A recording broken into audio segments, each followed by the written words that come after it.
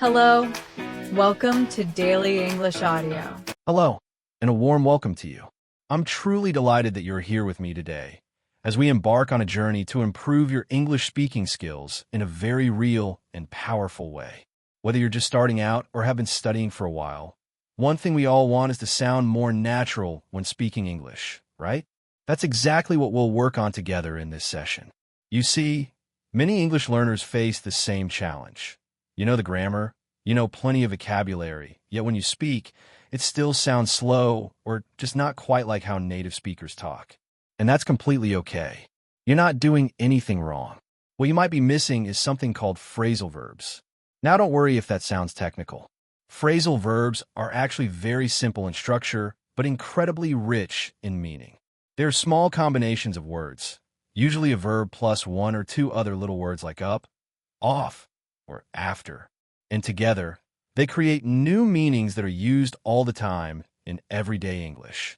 For example, take the verb look. On its own, it means to see with your eyes.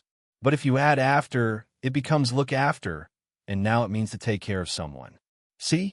Completely new meaning. And that happens with hundreds of combinations. That's the magic of phrasal verbs. The reason why this is so important is because native speakers use phrasal verbs constantly. They use them in conversations with friends, at work, in messages, in TV shows, everywhere.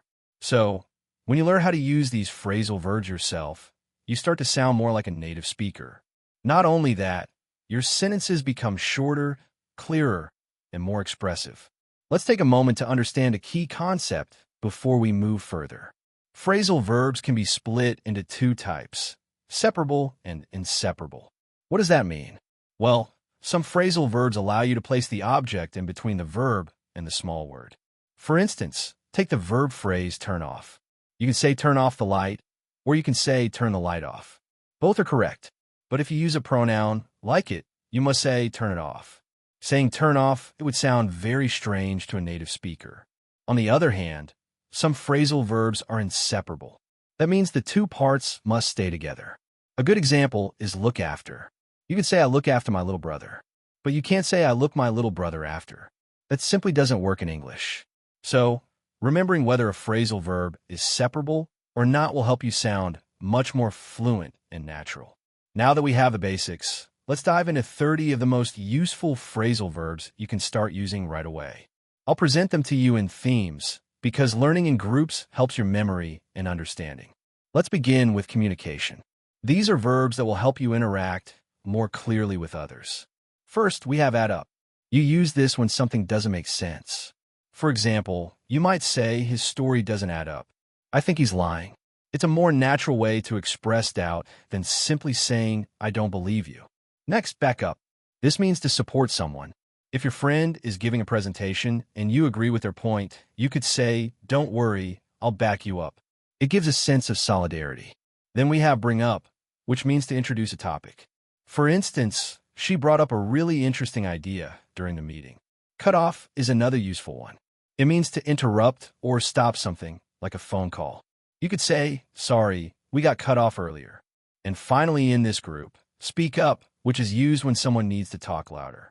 Please speak up. We can't hear you in the back. Moving on, let's talk about planning and decision-making.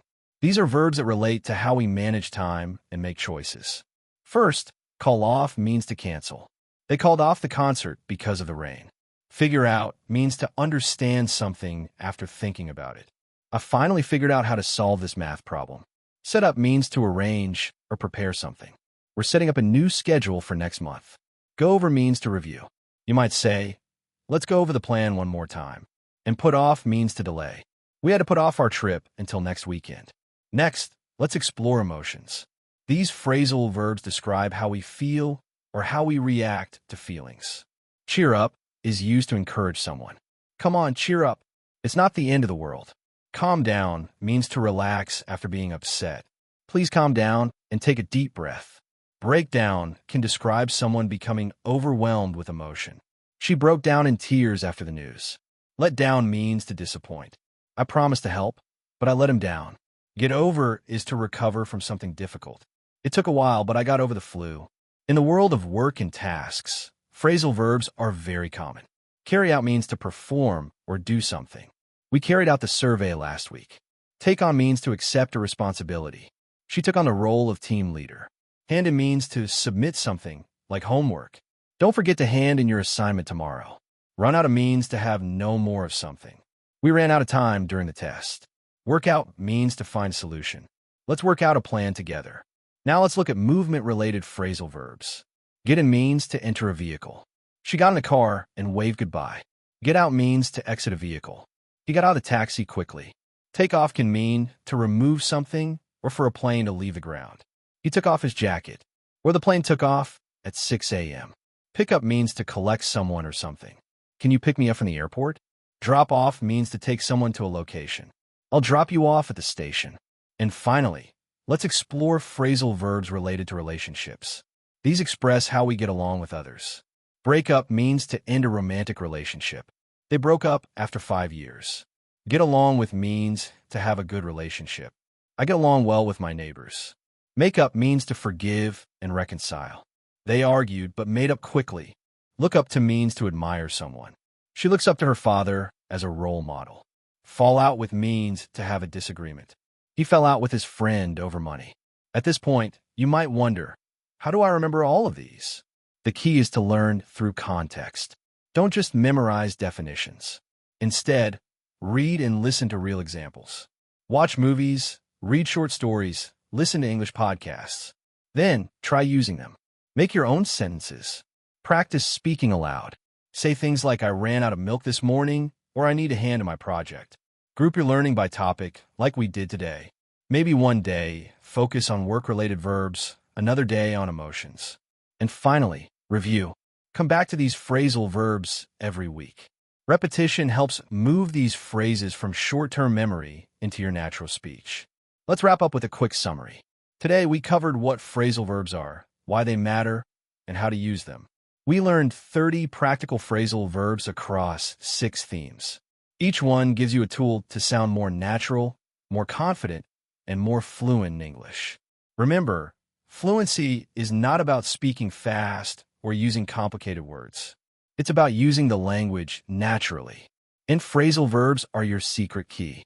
Thank you so much for joining me in this lesson. I encourage you to review the verbs we discussed today, try them out in conversation, and make them a part of your daily English.